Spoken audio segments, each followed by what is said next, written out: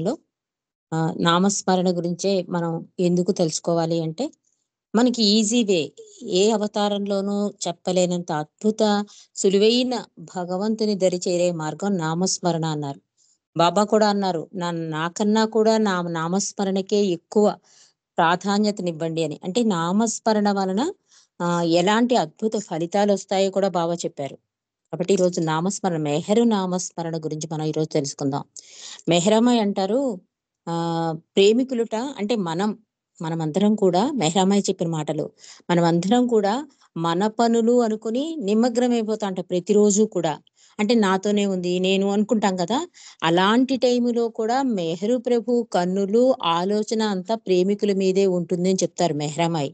అంటే మనం మర్చిపోతాం. అంటే అందుకే బాబా నిత్య జీవితంలో నన్ను నిత్య సహచరణ చేసుకోండి అని బాబా ప్రతిసారి చెప్తూ ఉండేవారు కదా! మెహ్రామ్మాయి కూడా అదే చెప్తున్నారు. మనం అనుకుంటాం మన పనులు అనుకుని మనం బాబాని మర్చిపోతాం. కానీ బాబా ఎప్పుడూ ప్రేమికుల్ని మరవరు. ఒక్కసారి కనుక ఆయన్ని ప్రేమిస్తే ఆయన ఎప్పుడూ ప్రేమికుల్ని విడనాడరు, దూరంగా ఉంచరు. ఆయన ఆలోచన, ఆయన చూపులెప్పుడూ కూడా ప్రేమికుల మీదే అని చెప్తారు మెహ్రామ్మాయి. ఈ నామస్మరణ గురించి బాబా ఏమన్నారో ఒక్కసారి తలుచుకుని, అనంతరం అద్భుత శిష్యుడు ఇరిచ్చి జస్సావాలా కూడా ఏమంటారో మనం ఈరోజు తెలుసుకుందామండి. బాబా అంటారు, ఏ అవతారంలోనైనా సరే మీరంతా కూడా భగవంతుడిలో ఏకమై ఉన్నారని చెప్తాను అంటారు బాబా. అంటారు కదా! ఈ ఆత్మ ఎప్పుడూ కూడా పరమాత్మ నుండి విడివడిన వాళ్ళం. మనమేమనుకుంటామంటే అన్ని దశలు దాటాక నేనది, నాతోనే ఉంది, నేనుతో అంటే ఈ జన్మలో ఇదంతా నిజం అనుకుని, సత్యం అనుకుని మనం జీవిస్తూ ఉంటాం. కానీ బాబా ఏం చెప్తున్నారంటే, ప్రతి అవతారంలో కూడా నేను చెప్పేదేంటంటే, మీరు భగవంతుడిలే, నేను భగవంతుడినే. నేను ఎరుక కలిగి ఉన్నాను, మీరు ఎరుక లేక ఉన్నారు అని చెప్తారు బాబా. నేను ప్రతి అవతారంలో చెప్తున్నాను అంటూ, ఆ జ్ఞానాన్ని పొందాలంటే భగవంతుని ప్రేమించడం ఒక్కటే మార్గము అన్నారు బాబా. భగవంతుని ప్రేమించడం, హౌ టు లవ్ గాడ్ కూడా ఇచ్చింది కూడా అందుకే.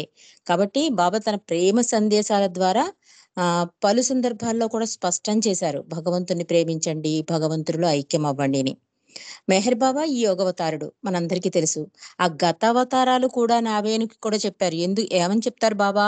ఆ సనాతనుడు నేనే, ఆ పురాణ పురుషుడు నేనే అని బాబా చెప్పడానికి గల కారణం ఏంటంటే, గత అవతారాలు కూడా నేనే అని చెప్తూ, భగవంతుని దరి చేరడానికి భగవంతుణ్ణి అమితంగా ప్రేమించమని ప్రతి మతం ప్రబోధిస్తోంది.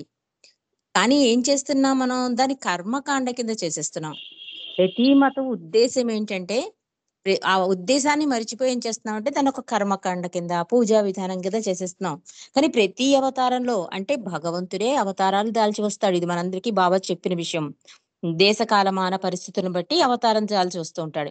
అలా వచ్చిన భగవంతుడు ఏం చెప్తాడు? భగవంతుని అమితంగా ప్రేమించండి అని చెప్తాడు. కానీ దాన్ని ఏం చేస్తోంది? దాన్నొక మతం కింద పెట్టేసి, ఆ మత ప్రకారం దాన్ని కర్మకాండల కింద చేసేసి, భగవంతుడనేవాడిని విస్మరించేస్తున్నాం ఈ కర్మకాండల్లో మునిగిపోయి. కాబట్టి బాబా ఏం చెప్తున్నారంటే, భవసాగరం దాటి మోక్షపదం పొందాలంటే, ఈ భూమిలో భగవన్ నామస్మరణకు మించిన తరుణోపాయం మరొకటి లేదు అంటున్నారు. ఇలాంటి పరిస్థితుల్లోనైనా సరే దాటేస్తాంట చాలా తేలికగా. ఆ భగవన్ నామస్మరణలో అంత మహత్యం ఉంది అంటున్నారు బాబా. భవసాగరాన్ని దాటి మోక్ష పదం పొందాలంటే, అంటే భగవంతుని దశ తిరగాలన్నా, భగవంతునిలో ఐక్యం అవ్వాలన్నా ఈజియెస్ట్ మెథడ్ ఏంటంటే భగవన్ నామస్మరణ చేయడం. కాబట్టి ఎందరో భాగవతోత్తములు నిరంతరం భగవన్ నామాన్ని జపించి తరించారు. మనకందరికీ తెలుసు. పాండురంగడు, సతీ సక్కుబాయి వీళ్ళందరూ కూడా నామం చేసే తరించిపోయారండి, భగవంతుని నామం చేసే. భగవంతునిపై భక్తితో, ప్రేమతో సదా ఆయన్ని స్మరిస్తూ ఈ జనన మరణాల నుండి ముక్తిని పొందారు. బాబా ఏమంటారు? అనేక దివ్య ప్రేమ సందేశాలలో బాబా కూడా చెప్పేదేంటి? నామస్మరణ గురించే ఎక్కువ వివరించారండి. బాబా అంటారు, మీ జీవితం హాయిగా, సజావుగా, ప్రశాంతంగా, సుఖవంతంగా ఉండాలి అంటే అన్నిటినీ మర్చిపోయి నన్ను స్మరించడమే శ్రేష్టదాయకం అంటున్నారు. అంటే మనం ప్రతీదీ కూడా ఈ జన్మలో వచ్చే కష్టాలు చూసి అనుకుంటున్నాం. కానీ చాలా జన్మలు ఒక తండ్రిగా, ఒక తల్లిగా, ఒక బిడ్డగా ఇలా చాలా జన్మలు ఎత్తి ఎత్తి ఉన్నావు. ఈ జన్మలో కష్టాలు చూసి నువ్వు ఇదే అనుకుని, ఇదే కష్టం అనుకుని ఇందులో మమేకమైపోతున్నావు. కాబట్టి జీవితాన్ని జీవించు. అంటే జీవితాన్ని సాధారణంగా భగవంతుని సీరియస్‌గా తీసుకోమన్నదందుకు. అలా భగవంతుడిని కనుక నువ్వు సీరియస్‌గా తీసుకుంటే అప్పుడు జీవితం హాయిగా ఉంటుంది. ఏమవుతుందండి భగవంతుడికే ఇంపార్టెన్స్ ఇవ్వడం వలన ఆయన ఇచ్చకు తల ఒగ్గుతాంమాట. యెస్. నా తండ్రి నా మేలు కోసమే ఈ కష్టాన్నిచ్చాడు, ఈ సుఖాన్నిచ్చాడు. ఏదైనా సరే ఉండదు, వెళ్ళిపోతుందని జ్ఞాపకం చేసుకోండి అంటారు బాబా. మనం ఏమనుకుంటామంటే సుఖమొస్తే మాత్రం ఎంజాయ్ చేస్తాం. కష్టమొస్తే మాత్రం ఇంక ఈ జీవితమంతా ఈ కష్టంలోనే బతకాలేమో అన్నంతగా ఫీలయిపోతాం. కానీ అది వెళ్ళిపోతుంది. ఏది ఉండదు అని చెప్తున్నారు. కాబట్టి జీవితం అన్నది సంతోషించడానికే. కాబట్టి మీరందరూ కూడా నన్ను స్మరించండి. అప్పుడు దాని విలువ తెలుస్తుంది అంటున్నారు బావ. సర్వము నాకర్పించి నన్ను సంతోషపెట్టాలనే చింతనతో నా ఇచ్చను అనుసరించి జీవించడమే ఉత్తమమైన మార్గం. భావాన్ని సంతోషపెట్టాలి అంటే మనం అధికాధికంగా ప్రేమించాలండి. అందుకే మండలి ప్రార్థనలో అధికాధికంగా మెహ్రామాయి కూడా అదే అంటారు. మీరు బాబాని అధికాధికంగా ప్రేమించడం వల్ల మళ్ళీ బాబా సాన్నిధ్యంలో అంటే ఇప్పుడు మీ భౌతిక నేత్రాలతో ఫోటోలలో బాబాని చూస్తున్నారు. ఈ అధికాధికంగా బాబాని ప్రేమించడం వల్ల బాబా సాన్నిధ్యంలోకెళ్ళిపోతారు. అంటే మళ్ళీ బాబా వచ్చినప్పుడు ఇప్పుడు మండలి వాళ్ళలాగే మనం కూడా ఆయనతో తిరుగుతామండి. ఈ భౌతిక నేత్రాలతో ఆయన చూస్తాం. ఆయన దివ్య మంగళ స్వరూపం ఇది మెహరామాయి మనకిచ్చిన అభయం, భరోసా. మెహరామాయి ఇచ్చిందంటే బాబా వెంటనే యాక్సెప్ట్ చేస్తారు. కాబట్టి మెహరామాయి కూడా అది చెప్తోంది. బాబా కూడా ఏం చెప్తున్నారు? అధికాధికంగా నన్ను ప్రేమించండి అంటున్నారు. మనమేంటి మన మనసు ప్రతి క్షణం కూడా అనేక విషయాలు ఆలోచిస్తూ ఉంటుంది. ఇక్కడ మాట్లాడుతున్నా ఎక్కడికో వెళ్ళిపోతూ ఉంటుంది ఆలోచన. ప్రతిరోజు ఎన్నో కార్యక్రమాల్లో మునిగి తేలుతూ ఉంటుంది ఈ మనసు. ఒక ఆలోచన చేస్తుంది. అది కంప్లీట్ అవ్వగానే ఇంకో ఆలోచనకెళ్ళిపోతుంది. నాలుకేం చేస్తుంది? ఎన్నో మాటలు మాట్లాడుతుంది. ఈ పనులను ఈ పనులలో మనం ఏమనుకుంటాం? అలవోకగా చేసేస్తూ ఉంటాం. ఏ పనులు? నేను, నాది, నా కోసం, నా సంతోషం ఇలా నా నేనుతో మమైకమైపోతూ ఉంటాం. దీన్ని నియంత్రించాలి అంటే, మనసుకు నచ్చిన విధంగా నడుచుకోకుండా ఉండాలి. మనసు ఏం చెప్తే అది చేసేస్తూ ఉంటాం. దాన్ని నియంత్రణ చేయమంటున్నారు బాబా. మనసుకు నచ్చింది విధంగా నడుచుకోకుండా ఉండం. అంటే బాబా అంటారు కదా! మనసు మాట వినకండి, హృదయ ద్వారాలు తెరవండి అని. కాబట్టి మన ఆలోచనలు, మనం మాట్లాడే మాటలు, చేసే పనులు ఆయన ఇచ్చకు కట్టుబడి ఉండాలి అంటే మనమేం చేయాలి? అందుకే బాబా పరవర్దిగారి ప్రార్థన అంటే మనం మనం ప్రార్థించే భగవంతుడు అంత సర్వశక్తిమంతుడు అని మనం రోజు ఇప్పుడు ఫోన్‌కి ఎలా ఛార్జింగ్ చేసుకుంటామండి? మనం అలా చార్జ్ అవ్వాలి. నేను ఎంత ఉన్నతోన్నతుడైన దేవుడి అండలో నేనున్నాను అనే అభయంతో ప్రార్థన చేయాలి. ఇక పశ్చాత్తాప ప్రార్థన తలపులలో, మాటలలో, చేతలలో నీ ఇచ్ఛానుసారము అని చెప్పేసుకుంటూ ఉంటాం. కానీ అది ఆచరించమంటున్నాడు తండ్రి. అలా నిరంతరం బాబా నామాన్ని స్మరించడం వల్ల మాత్రమే ఇది సాధ్యమవుతుంది. ప్రార్థనలు చేసేసినంత మాత్రాన కాదు. అలా నిరంతరం తండ్రి నువ్వే నడిపిస్తున్నావు. ఇందాక కూడా మనం పాట పాడుకున్నాం. నడిచేది మేము నడిపించేది నీవని. మనం పాటల వరకే పరిమితం కాకుండా ఒక అడుగు ముందుకు వేసి తండ్రి నువ్వు నడిపించు. తండ్రి నీ ఆలోచనలే రాని. తండ్రి నీ సమక్షంలోనే గడపని అని ఇదే స్మరణండి. స్మరణ అంటే మనం అనుకుంటామంటే మెహర్ బాబా, మెహర్ బాబా, మెహర్ బాబా అది కాదు స్మరణ. తండ్రి నడిపిస్తున్నాడు ఈ జీవితాననేదే స్మరణ. అలాంటి స్మరణని అలవాటు చేసుకోండి అంటున్నారు. మనమేం చేస్తున్నాం? మన మనసేం చెప్తుంది? ఇక్కడికెళ్ళు, అక్కడికెళ్ళు, నీ గురించి ఆలోచించు, నీ కంఫర్టు, నీ ఆకలి, ఇది నా నీళ్ళు పోతే గాని బాబా అంటారు కదా! నేను పోతే గాని అక్కడ నేనొచ్చి కూర్చోను అంటారు. అలాగా బాబా ఏం చెప్తున్నారంటే ప్రతి మాట్లాడే మాటలో, చేసే పనిలో ఇవన్నీ కూడా నా ఇచ్చిన అణువుగా మార్చుకో అంటున్నారు. కాబట్టి ఇదెలా అవుతుంది? నిరంతరం బాబా నామాన్ని స్మరించడం వల్ల మాత్రమే సాధ్యమవుతుంది అంటున్నారు. అప్పుడు దైవీ ప్రేమకు అర్హత సిద్ధిస్తుంది అన్నారు మెహర్ బాబా. ప్రతి నిత్యం మనం మన గురించే ఆలోచిస్తూ నేను చేస్తున్నాను, ఇది నాది, ఇది అని పరిమిత అహంతో ఉంటారు మీరు. కాబట్టి ఈ ప్రపంచంలో అన్నీ అనుభవించండి. దేన్ని వదులుకోనక్కర్లేదు. అదే సమయంలో చేసేది, తినేది, ఆనందించేది నేను కాదు బాబాయే అని తలుచుకోండి అంటున్నారు బాబా. చాలా సులువైన మార్గం. కానీ కష్టం. ఎందుకంటే మనం ప్రతీదీ కూడా నేనుతో మమైకైపోయి ఉండిపోవడం వల్ల ఆచరించడం కష్టమైపోతోంది. కాబట్టి బాబా ఏమంటారంటే, నిద్రపోయేటప్పుడు కూడా బాబాయే నిద్రపోతున్నాడు. నిద్ర లేచినప్పుడు కూడా బాబాయే నిద్ర లేస్తున్నారనే భావనతో చెయ్యండి. నేను మీతో ఒకటే ఉన్నాను. ప్రతి క్షణం మీతో ఉన్నాను. ఎల్లవేళలా ఈ భావనను మనస్సులో ఉంచుకోండి అంటున్నారు మెహర్ బాబా. మెహర్ బాబా ఎందుకు నామస్మరణకి ఇంపార్టెన్స్ ఇచ్చారంటే, సంస్కార రాహిత్యం జరుగుతుందండి. ఈ నామస్మరణ వల్ల సంస్కార రాహిత్యం జరుగుతుంది. బాబా ఏమంటున్నారంటే, ఆహ్, సంస్కారాల గురించి ప్రస్తావిస్తూ బాబా ఒకసారి అన్నారు. ఈ ప్రోగు చేసుకున్న సంస్కారాలను పూర్తిగా నశింప చేసుకోవాలంటే, ఆధ్యాత్మికంగా ముందుకు వెళ్ళాలంటే, ముందు మీరు ఈ సంస్కారాలను నశింప చేసుకోవాలి. ఆ సంస్కారాల్లోని కల్మషాలను తగ్గించేది భగవన్ నామస్మరణ మాత్రమే అన్నారు. అందుకే ఆంధ్ర టూర్‌లో కూడా బాబా ఏం చెప్పారు? రామనామం హరించలేని పాపం ఏదైనా ఉంటే మెహరు నామం హరిస్తుంది అని చెప్పారు. అంటే అంత పవిత్రమైన పవర్‌ఫుల్ నామం భగవంతుడి నామం. కాబట్టి మీరు ఏం చేస్తున్నా నన్ను తలుచుకుంటున్నప్పుడు క్రమంగా మీరు ఒకనాటికి మీ ద్వారా అన్నీ నేనే చేస్తున్నాను అని గ్రహిస్తారు అంటున్నారు. చూసారా? నామస్మరణ అంటే మనం ఏమనుకుంటున్నాం అంటే ఒక చోట కూర్చొని బాబా నామం చేయడమో, లేతే పుస్తకంలో మెహర్ బాబా అని రాసుకోవడమో, ఇది కాదు అంటున్నారు బాబా. చెయ్యొచ్చు. అది ఒక పద్ధతి. కానీ అసలైన నామస్మరణ ఏంటంటే, చేసేది, చేయించేది నువ్వే తండ్రి అని చెప్పి ఎప్పుడైతే నీ జీవితాన్ని అలా మలుచుకుంటావో, అప్పుడు నిజంగా నీకు అవగతమైపోతుంది. యెస్! బాబాయే నన్ను నడిపిస్తున్నారు. అప్పుడు నువ్వు హృదయపూర్తిగా అనగలుగుతావు అంటున్నారు. అప్పుడు నీ దారి సరైన దారిలోకెళ్తుంది అంటున్నారు. ఏ పని చేస్తున్నా బాబా నామాన్ని హృదయపూర్వకంగా జపించినప్పుడు కొత్త సంస్కారాలు ఏర్పడవు. మీ ఊపిరి కన్నా దగ్గరగా నేనున్నాను అన్నారు బాబా. నేను మీతో ఎప్పుడూ ఉంటానని గుర్తుంచుకోండి. భగవంతుణ్ణి నిజాయితీగా, మౌనంగా, నిత్యము ప్రేమించాలి. అదెలాగా? చాలా సులువైన పద్ధతి చెప్పారు. తింటున్నప్పుడు, తాగుతున్నప్పుడు, మాట్లాడుతున్నప్పుడు, ఏ పనిలో ఉన్నా నిరంతరం నా నామం తలుచుకుంటూ నన్ను ప్రేమించండి. చిన్న, పెద్ద, పేద, గొప్ప ఇలాంటి తారతమ్యాలు ఏవీ నాకు లేవు. అందరికి సమానంగా అందుబాటులో ఉంటాను నేను. ప్రపంచంలో ఏ మూల నుండైనా కష్టంలో ఉండి నన్ను ఆర్తితో హృదయపూర్తిగా స్మరిస్తే నేను వారిని ఆదుకుంటాను అని బాబా భరోసా ఇచ్చారు. చూడండి ఎంత అద్భుతమైన భరోసా!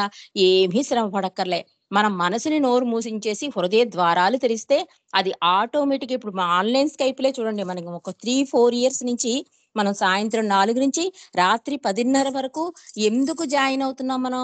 మన మనసుకి అలవాటు చేశామండి. అంటే బాబా మీద ప్రేమ ఇది చేయిస్తోంది. అది లేకపోతే ఏదీ చేయలేం. కాబట్టి ఈ ప్రేమన్నది రుచి మరిగిపోయింది. మనసుకి అలవాటు అంటే హృదయానికి అలవాటైపోయింది. తండ్రి మాటలు వినాలి, తండ్రి పాటలు పాడుకోవాలి, తరించిపోవాలి, బాబా సాన్నిధ్యంలోనే గడపాలి అని మనం అలవాటు చేసేసాం బాబా ప్రేమికులు. అంటే ఇది బాబా మనకిచ్చిన నేనెప్పుడూ కూడా చెప్తాను. ఈ ఆన్‌లైన్ స్కైపులన్నవి మనకి వరప్రసాదాలు. మాయలో మమైకమైపోకుండా కొన్ని గంటలైనా ఆయన సాన్నిధ్యంలో మనం గడుపుతున్నాము అంటే, ఆయన కురిపించిన ప్రేమ వర్షం, ప్రేమ ప్రసాదం ఈ ఆన్‌లైన్ స్కేపులు. ఇక్కడ బాబా కూడా ఏం చెప్తున్నారు, హృదయపూర్తిగా ఎవ్వరైనా సరే, ఎలాంటి పరిస్థితిలో ఉన్నా, ఎక్కడ ఉన్నా, అయ్యో! బాబా భౌతికంగా లేరు కదా! ఎలా మనని రక్షిస్తారు? ఈ ఆలోచనే వద్దు.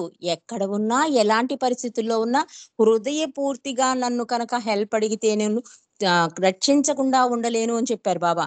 అదే నన్ను నిజంగా ప్రేమించడం అంటున్నారు.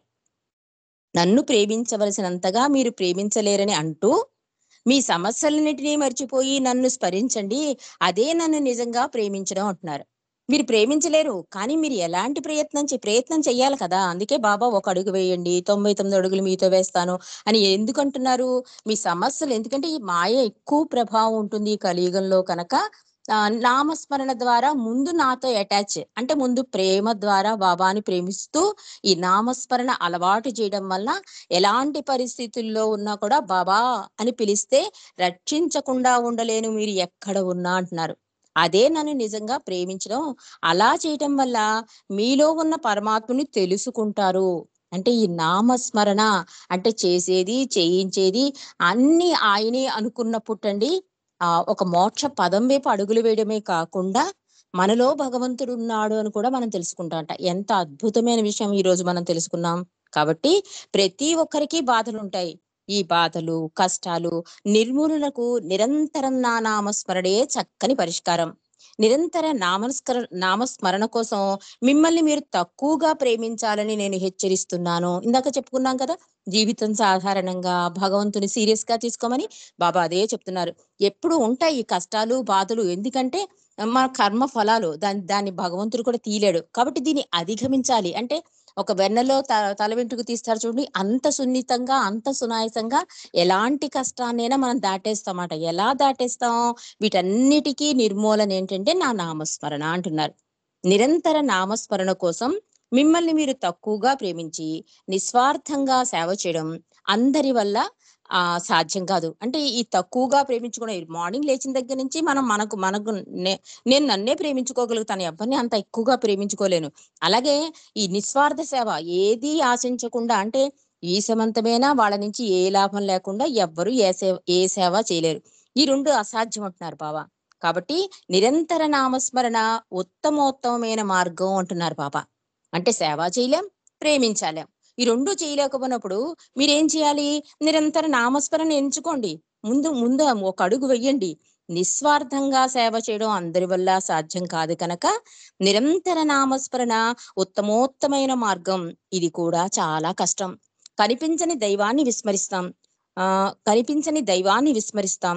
కనిపించే ప్రపంచాన్ని నిజమైనదిగా భావిస్తారు మీరు. ఎంత చక్కగా పూసగుచ్చినట్లు తండ్రి చెప్తున్నాడు చూడండి. ఏ అవతారంలో కూడా భగవంతుడు మానవుడి కోసం ఇంత విశదంగా అందుకే ప్రతి క్షణం, ప్రతి సెకను త్యాగమయ జీవితం గడుపుతాడు భగవంతుడు అవతారుడుగా వచ్చినప్పుడు అనడానికి తార్కాణం మన మెహరు ప్రభు చరితమేనండి.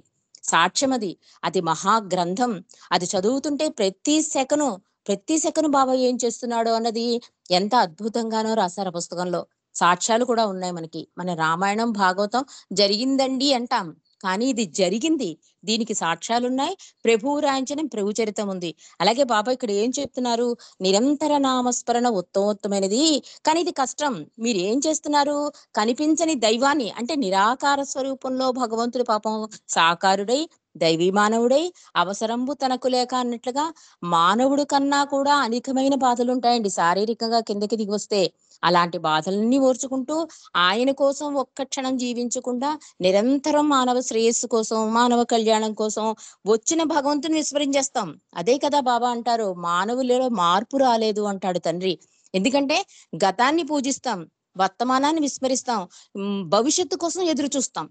అది జొరాస్ట్ర మతం ఉన్నప్పుడు జొరాస్ట్ర మతం లేదు. జొరాస్ట్ర ఉన్నప్పుడు జొరాస్ట్ర మతం లేదు. క్రిస్టియన్స్ యేసుక్రీస్తు ఉన్నప్పుడు క్రీస్తు మతం లేదు. అవి అవతారం చాలించాక వచ్చిన మతం. మతానికి అవతారుడికి అస్సలు సంబంధం లేదని చెప్తున్నారు.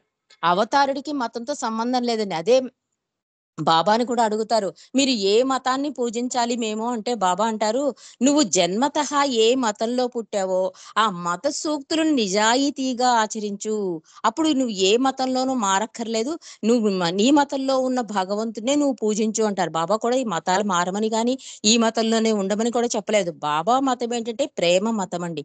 అందరూ అంతటా ప్రతి వాళ్ళు కూడా ఒక తండ్రి బిడ్డల్లా ఉండాలని చెప్పడం కోసమే వచ్చారాయన. ఆయన ఆయన చెప్పేది కూడా ప్రేమ మతం. ఇక్కడ బాబా కూడా ఏమంటున్నారు, మీరు ప్రపంచాన్ని నిజమని భావిస్తున్నారు, భగవంతుణ్ణి విస్మరిస్తున్నారు. కాబట్టి నా నామాన్ని సదా స్మరించలేనప్పుడు కనీసం అవసాన దశలో మరణశయ్యపై ఉన్న సమయంలో నా నామం మరిచిపోవద్దు. అయితే ఆ సమయంలో భగవంతుడు గుర్తుకు రావాలి అంటే ఇప్పటి నుండే భగవన్నామస్మరణ అలవాటు కావాలి మీకు అంటున్నారు. నిజంగానే కదా, చివరి శ్వాసలో ఏమవుతుంది, అదేదో కథలాగా పిల్లల పేర్లు నారాయణ, విష్ణు అని పెట్టుకుంటాట. ఆఖరికి తండ్రికి గుర్తు రావట్లేదా, కోమా దశలోకి వెళ్ళిపోతాడు. పిల్లలందరూ వరుసగా నించుంటారు. నించుంటే తండ్రి ఏమనంటాడంటే మీ ముగ్గురు ఎక్కడున్నారు, షాప్ ఎవరు చూస్తున్నాడు రా అంటాడు. అంటే చనిపోయే ముందు పిల్లలకి ఎందుకు భగవంతుని నామం పేర్లు పెట్టుకుంటారంటే, చనిపోయే ముందు ఆ పేరున స్మరించి చనిపోతాడు వాడు అని. కానీ వాడి దృష్టెక్కడుంది? వ్యాపారం మీదుంది. చనిపోతూ వ్యాపారం కొట్టొదిలేసి వచ్చారా మీ ముగ్గురు అని తిడుతూ పోతుంది ప్రాణం. అంటే బాబా కూడా ఏమంటున్నారంటే, ఈ చివరి శ్వాసలో భగవంతుని నామస్మరణ గుర్తు రావాలి అంటే నిరంతరం ఇప్పటినుంచే ప్రారంభించండి. మీరు అలవాటు చేసుకోండి. చివరి శ్వాస విడిచే ముందు భగవంతుని స్మరించినట్లయితే మోక్షం లభిస్తుంది అన్నారు మన మెహర్ బాబా. కాబట్టి క్షణం కూడా విస్మరించకుండా చేసేది చేయించేది అని ఆయనే అనే భావనతో మనం ప్రతి క్షణం ప్రతి సెకను కూడా బాబా ఆలోచనల్లో మనం ఉండాలి. కాబట్టి బాబా వివిధ సందర్భాల్లో ఏమంటారంటే, "ప్రతి క్షణం నన్ను మీ తలంపుల్లో ఉంచండి. నేనే ప్రతి ఒకటి అని నాకు అర్పించండి. పలికే ప్రతి మాట నా గురించే మాట్లాడండి" అంటూ బాబా తన నామాన్ని స్మరించడం వల్ల అద్భుతాలు జరుగుతాయి అన్నారు. ఆ అద్భుతం ఏమిటంటేనండి, ఒక చిన్న సంఘటన ఇక్కడుంది. అదేంటంటే బైదిలండి. బైదులు డాక్టర్ కాదు. కానీ అతని చేతులతో ఇచ్చే మందు వలన ఎన్నో ఘోర అంటే చాలా ఇంక డాక్టర్లు కూడా చేతులెత్తేసిన రోగాలు నయమైపోయాయి. అతను ఏమిచ్చేవాడో తెలుసా? ఇక్కడ రాస్తున్నారు. ఒక ఒక నూనె ఉంటుంది కదా! కొబ్బరి నూనెో ఏదో ఒక ఆయిల్‌లో వెల్లుల్లి వేసేసి బాగా కాచి చల్లార్చి ఆ నూనెని అన్ని రోగాలకి ఆ మందే ఇచ్చేవాట. కానీ ఆ మందు అది ఇచ్చేటప్పుడు మాత్రం బాబా నామస్మరణ చేస్తూ ఇచ్చేవాటండి. ఎంత అద్భుతమైన ఫలితం ఇచ్చేదంటే ఆశ్చర్యపోయేవారట. ఒక్కసారి ఒకతను మండలందరూ మాట్లాడుకుంటుంటే డాక్టర్ డాన్‌కిని వీళ్ళందరూ కూర్చొని మాట్లాడుతుంటే డాక్టర్ గారు కావాలి అంటాడు.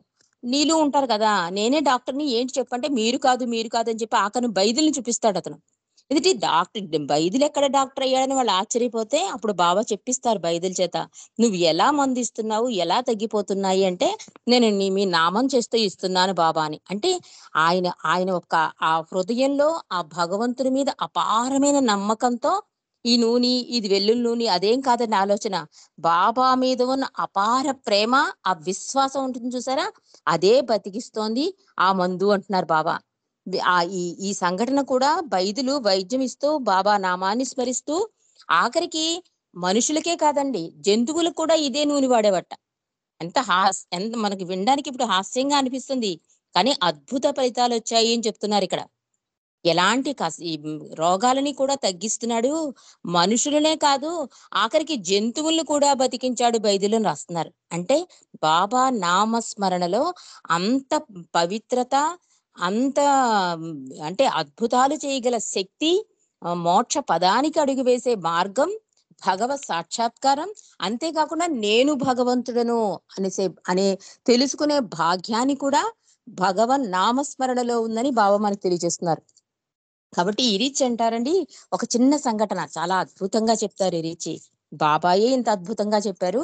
మరి బాబాతో పాటు ఉన్న ఈ రీచి కూడా భగవన్నామస్మరణ గురించి చెప్తాడండి.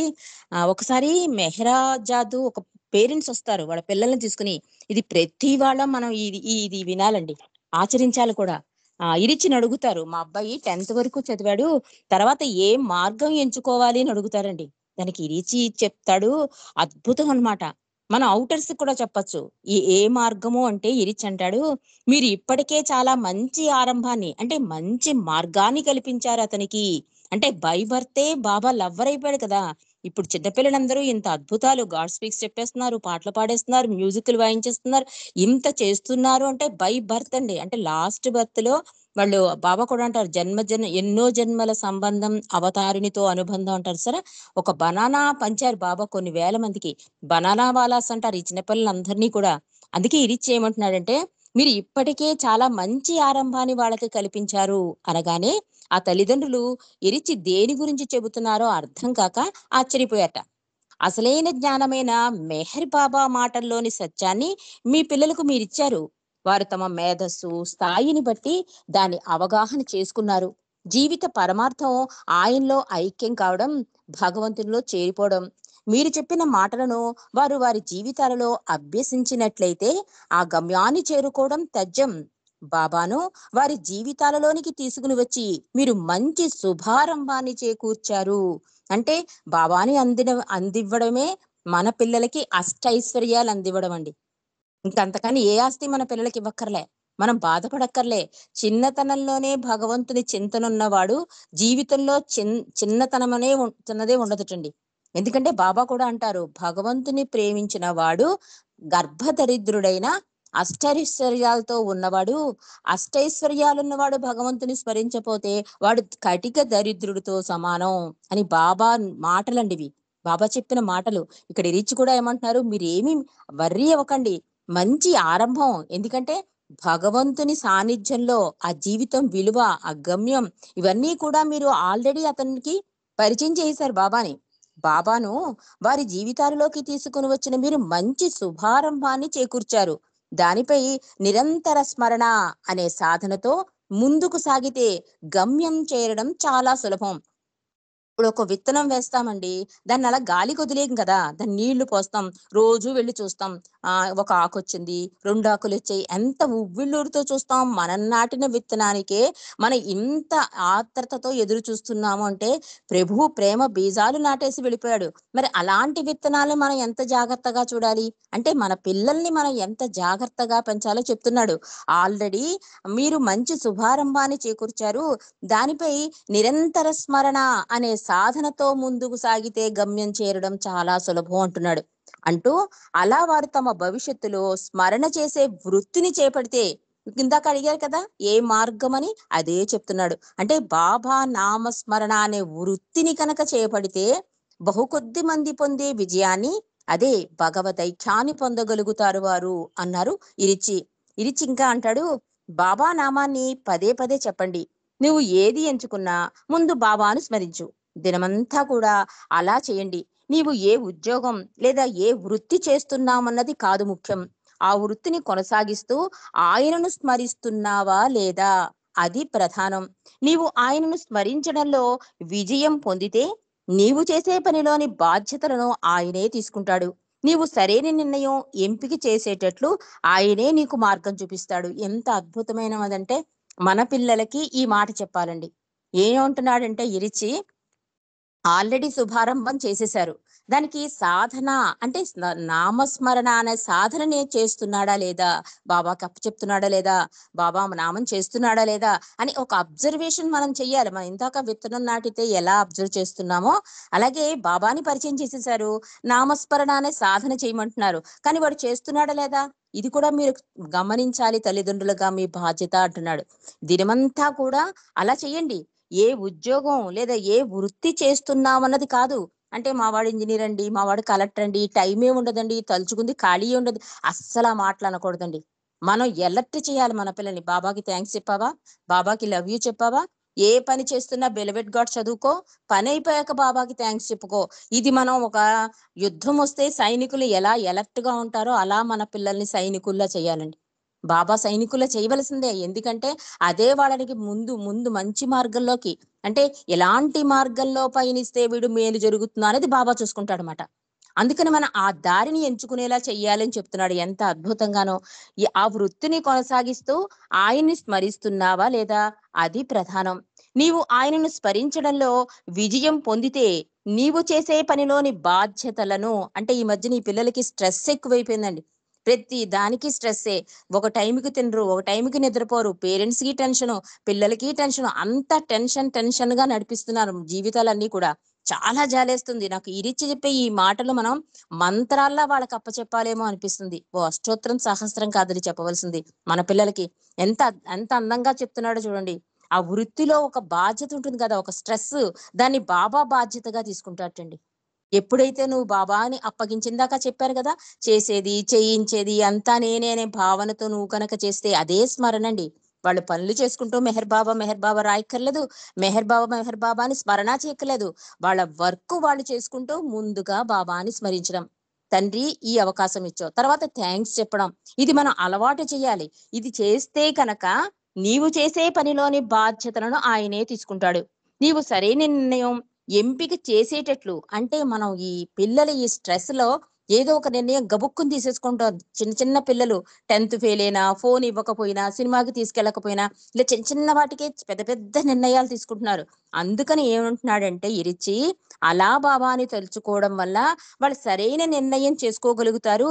ఆ ఎంపిక చేసేటట్లు, అంటే ఆ నిర్ణయం ఆ స్ట్రెస్ టైములో ఎప్పుడైతే నువ్వు బాబాని స్మరించుకుంటూ ఆ వర్క్‌లో ఇన్వాల్వ్ అయితే కనుక ఆ బాధ్యత ఆయన మీద పడి, అప్పుడు మనం సరైన నిర్ణయం, అంటే ఒకవేళ స్ట్రెస్ ఫీల్ అయినా కూడా నేను ఈ నిర్ణయం తీసుకోకూడదు, దీంట్లోంచి బయటకొచ్చేయాలి అనే ఎంపిక చేసుకునేటట్లు బాబా సహాయం అందుతుందండి పిల్లలకి. అదే ఉత్తమోత్తమమైన మార్గం అని చెప్తున్నాడు. కాబట్టి ఎట్టి పరిస్థితుల్లోనైనా సరైన ఎంపిక చేసుకోవడానికి ప్రభు నామస్మరణ ఎంతగానో దోహదగారి కాగలదు అన్నారు ఇరిచి. కాబట్టి మనం అందరం బాగా గుర్తుపెట్టుకోవాల్సిందేంటంటే, మన పిల్లలైనా, ఎవరైనా ఎక్కువ స్ట్రెస్ ఫీల్ అయిపోతున్నప్పుడు మాత్రం చెప్పాలి. బాబాకి చెప్పండి. నాకు చెప్తున్నాడనుకోండి, మనకే చెప్తున్నారనుకోండి వాళ్ళ బాధలు, బాబా వింటున్నాడనే భావనతో మనం వినాలి. అది తీసుకెళ్ళి ఇంకోళ్ళకి చెప్పడం కాదు. బాబా వింటున్నాడు వాడి బాధ అని చెప్పి వెంటనే బాబా దగ్గరికెళ్ళి బాబాకి అప్పచెప్పియాలది. అది సంస్కారం అవ్వదు. దానివల్ల వాళ్ళకి హెల్ప్ అవుతుంది. బాబాయే సరైన నిర్ణయం చేసేలా చేస్తారు. కాబట్టి ప్రతీదీ బాబాకి అప్పగించండి అంటుంది ఎందుకు అంటే, చేసేది, చేయించేది అంతా ఆయనే కనుక. చాలా అద్భుతమైన పరిష్కారం ఇరిచ్చి మనకి చెప్తున్నాడండి. కాబట్టి ఆఖరిగా ఇరిచి ఏం చెప్తున్నాడంటే, ఒక వాల్మీకి ఉంటాడు. ఇప్పుడు నామం ఎలాగంటే, బాబా నామాన్ని యాంత్రికంగా చేసినా ఫలితం వస్తుందా అని అడుగుతారు. అంటే మనం చాలా ఆలోచనలతో ప్రార్థన చేసేస్తాం. అంటే మనకదేంటంటే అలవాటైపోతూ ఉంటుంది. ఒక్కొక్కసారి అది యాంత్రికం అయిపోతుంది. దానివల్ల ఫలితం ఉంటుందా అని అడుగుతాడు ప్రేమికుడు. అయితే ఇరిచి దానికి వాల్మీకి కథ చెప్తాడండి. ఆ వాల్మీకి కథ మనందరికీ తెలుసు. అదేంటంటే వాల్మీకి చాలా ఆహ్, దారి దోపిడీలు చేసి, చాలా అన్యాయాలు చేస్తూ ఉంటాడు కదా! చేస్తే ఒక సాధువు వచ్చి అడుగుతాడు ఓ సద్గురువు. "ఎందుకింత అన్యాయం చేసేస్తున్నావు? జనాలను చంపేస్తున్నావు. ఎందుకింత మందిని చంపేస్తున్నావంటే" వాల్మీకి అంటాడు, "నేను పోషించవలసిన కుటుంబం ఒకటుంది. నేను సంపాదించిన డబ్బు వారి సంరక్షణ కోసం ఖర్చు చేస్తాను. నాకిదొక్కటే తెలుసు" అంటాడు వాల్మీకి. చాలా అద్భుతమైన కథిది. కానీ అంటే మనకి టూకీగా చెప్పేసి అసలు మర్చిపోతున్నాం మనం. ఈ అసలు చెప్తున్నాడు ఇరిచి. ఈ సద్గురువు అడిగేసరికి వాల్మీకి చెప్తున్నాడు. నేనేమి దొంగతనాలవి నా కోసం కాదు, నా కుటుంబ పోషణం కోసం చేస్తున్నాను అంటే, దొంగిలించడం, మనుషులను చంపడం పాపం. నీ కుటుంబం నీవు చేసే పాపాలలో కూడా పాలు పంచుకుంటుందా? ఎంత చక్కగా అడిగాడో చూడండి సద్గురువు. అంటే మనం దాటేస్తాం. నా కోసం కాదండి వాళ్ళ కోసం. నేననలేదండి వాళ్ళ కోసం అన్నాను. ఇట్లా మనం దాటేస్తాం. దానికి పరిష్కారం చెప్తున్నాడు ఇరిచి. వాల్మీకిని అడిగాడు. వాల్మీకి ఏమన్నాడు? "నా కోసం నేను దొంగతనం చేయట్లేదు. నా కోసం నేను మనుషుల్ని చంపట్లేదు. నా కుటుంబ సంరక్షణ కోసం నాకిదొక్కటే తెలుసు" అంటే సద్గురువు అంటున్నాడు, "ఓకే. డబ్బు విషయంలో అన్ని విషయాల్లో పాలు పంచుకుంటున్న నీ కుటుంబం నువ్విలా మనుషుల్ని చంపేస్తున్నావు కదా! దొంగతనాలు చేస్తున్నావు కదా! ఈ పాపాలలో పాలు పంచుకుంటుందా?" అడిగాడు సద్గురువు. అప్పుడు వాల్మీకి అంటాడు, "తప్పకుండా వారు పాలు పంచుకుంటారు. నేనిదంతా వారి కోసమే కదా చేస్తున్నాను ప్రభూ" అన్నాడు వాల్మీకి. "వారిని ఎప్పుడైనా అడిగావా?" అడిగాడు సద్గురువు. "లేదు. కానీ నాకు నమ్మకం ఉంది. తప్పకుండా వారు నన్ను బలపరుస్తారు. వారు నా కుటుంబం కదా!" అన్నాడు వాల్మీకి. అంటే బాబా ఇందాక చెప్తారు చూసారండి. దేవుడిని విస్మరించి ప్రెజెంట్ జీవితాన్ని ఆ మాయని నిజమనుకుంటాం. ఇక్కడ వాల్మీకి కూడా అదే చేస్తున్నాడు. తనేమనుకుంటున్నాడు, కుటుంబం కూడా పాపాలు పంచుకుంటుంది అని, నా కుటుంబం కదా! నా మీద విశ్వాసం ఉంటుంది కనుక, వాళ్ళు నా పాపాలలో కూడా భాగం పంచుకుంటారు అన్నాడు వాల్మీకి. వెళ్ళి వారినడిగి నాకు సమాధానం చెప్పు అన్నాడు సద్గురువు. అతనిని ఆ విషయంలో అతని కుటుంబం వారు అతను చేసే పాపాల్లో పాలు పంచుకుంటారా లేదా తేల్చుకోమని ఆ సద్గురువు వాల్మీకిని పంపిస్తాడు. కానీ వాల్మీకి అంటాడు, నాకు తెలుసు. నేను వారు అడగడానికి వెళ్ళగానే నువ్వు తప్పించుకుందామని. ఇది ఏంటంటే ఈ సద్గురువుని దోచుకుందామనో, చంపుదామనో ట్రై చేస్తాడనమాట. అందుకని సద్గురువు ఇతనికి జ్ఞానం కలిగించేలా అడుగుతున్నాడు. అప్పుడు ఈ వాల్మీకి అంటున్నాడనమాట. "నేనటు వెళ్ళగానే నువ్వు తప్పించుకుందాం అని చూస్తున్నావేమో, నన్ను నువ్వు మోసం చేయలేవు" అంటే అప్పుడు సద్గురువు అంటాడు, "నేనెక్కడికి వెళ్ళను. ఇక్కడే నించుంటాను. నువ్వు అనుకోవాల్సిన పని చేద్ది గాని, ముందు నీ కుటుంబం దగ్గరికి వెళ్ళి, అసలు ఈ పాపాల్లో భాగం పంచుకుంటారో లేదో అడుగు" అంటే వాల్మీకి సమంజసంగానే అనిపిస్తుంది. ఎందుకంటే సద్గురువు మహత్యం అలాంటిది. వెంటనే ఆ సద్గురువుని ఏం చేస్తాడంటే ఓ చెట్టుకి కట్టేసి ఇంటికెళ్తాడు. ఇంటికెళ్ళి అడుగుతాడు. పాపాలు పంచుకుంటారా లేదా అని అడిగితే ఆహ్, ఒక్క నిమిషం. నేను చేస్తున్న ఆ పాపాలలో మీరు కూడా పాలు పంచుకుంటారా అని అడుగుతాడు వాల్మీకి అతని భార్య, పిల్లల్ని. వాళ్ళు వెంటనే మాకేం సంబంధం? మాకిందులో మేమేమి స్వీకరించం అని వెంటనే వాళ్ళు వాల్మీకికి ఏ ఆలోచన లేకుండా తిరస్కరించేస్తారండి. తను చేసిన పాప భారాన్ని తలుచుకుని నిర్ఘాంతపోయాడు వాల్మీకి. సద్గురువును కట్టి ఉంచిన చోటుకి వెళ్లి ఆయనకు క్షమాపణ కోరి సద్గురువును తను చేసిన పాప భారం నుండి విముక్తి కోసం ఎలాంటి తపస్సు చేయడానికైనా తాను సిద్ధమేనని తనకొక మార్గం చూపమని వేడుకున్నాడు వాల్మీకి. మనకి భార్య పిల్లలు వెళ్ళి అడిగేసరికి వెంటనే వాళ్ళేమన్నారు, "మాకేం సంబంధం లేదు. నువ్వు చేసిన పాపం నువ్వే అనుభవించాలి. మాకు సంబంధం లేదనేసరికి" నిర్ఘాంతపోతాడు వాల్మీకి. అయ్యో! ఇన్నాళ్ళు నా కుటుంబం అనుకుంటూ నేను ఎంత మోసాలు చేసేసాను. ఎంత పాప భారాన్ని మోస్తున్నాను నేనని చెప్పి గబగబా సద్గురువు దగ్గరికెళ్ళి క్షమాపణలడిగి దానికేదైనా మార్గం ఉందా అంటే, సద్గురువు అతను ఒకే చోట కదలకుండా కూర్చుని భగవన్నామాన్ని అంటే రామా, రామా అని స్మరించమన్నాడు. ఇరిచి ఈ కథ చెప్పడం ఆపి అంటున్నాడు, "జాగ్రత్తగా విను. ఇది రాముడు పుట్టక ముందు జరిగింది." చూడండి. మనకి తెలియని సంగతిది. రాముడు పుట్టక ముందే రామాయణం రాసేశారు. రామ అన్నది భగవన్ నామాలలో ఒకటి. పురాణాల్లో చెప్పబడి ఉంది. వాల్మీకి భగవన్ నామాన్ని స్మరించమన్నాడు. అంటే రామావతారం రాకుండానే భగవన్ నామాలలో రామ ఉందన్నమాట. అది మనం జాగ్రత్తగా గమనించాలి. అయితే సద్గురు ఇతనిని మరా మరా అని జపించమన్నాడు. ఇరిచి వివరిస్తూ మరా అనగా చనిపోవడం అని చెప్పాడు. అయితే అతను రామ రామ అని స్మరించమంటే వాల్మీకి మరా మరా అని స్మరిస్తున్నాడు. వాల్మీకి దాన్ని అంగీకరించాడు. బందిపోటు దొంగ కావున అప్పటికే ఆయన ఎంతో మందిని చంపివేశాడు. అందువల్ల అలాంటి నామాన్ని జపించడంలో ఆక్షేపణ ఏమీ అనిపించలేదు.